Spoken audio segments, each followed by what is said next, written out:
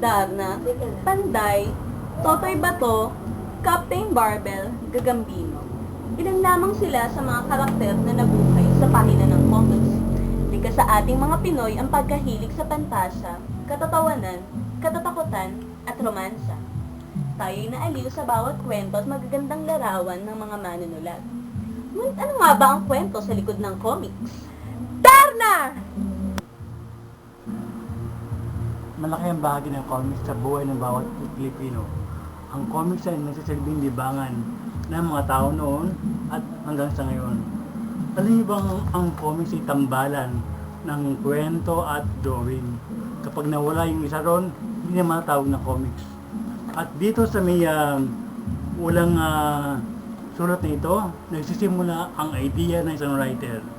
At pagkatapos noon, makapag-isip, ito na ang isang kwento ng pang-comics. Ang kwento ng comics ay nagsisimula sa title nito, Pamagat, at dito sa kanyang sa mga frame. At nilalagay ng writer ang kanyang story, ang kanyang dialogue, at ang kung paano i-drawing naman ito ng isang illustrator. Ito ang comics. Ito ang paggawa ng comics. At ito ang daigdig ng comics. Go! Nagkaroon ng idea ang mga Pinoy sa comics noong 1886 nang sumulat si Jose Rizal, ang ating pambansang bayani, ng Ang Matching at ang Pagong.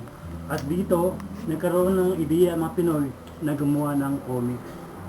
At noong 1925 ay nakaisip naman si ang ating ama ng comics na si Antonio Velasquez ng isang karakter na si Kenkoy. At doon, sa pamamagitan ni Kenkoy, ay nagkaroon ng panibagong kumbaga ay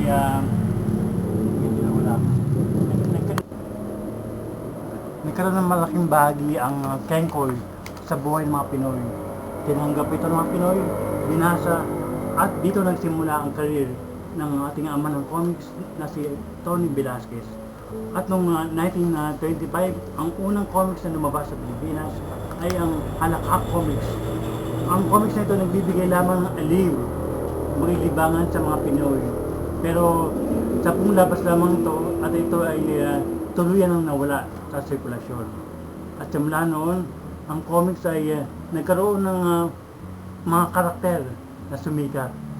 Unang-una na yung mga Og, Pulapu, yung mga karakter. At dito din nagbuhay yung mga Adarna, Jezebel, at iba't ibang karakter na ginawa ng ating mga sikat na manunulat na si Mars Travelo, Pablo S. Gomez, Carlo Caparas, Elena Patron, at Nelisa Cabral, at marami pang ibang manunulat sa comics.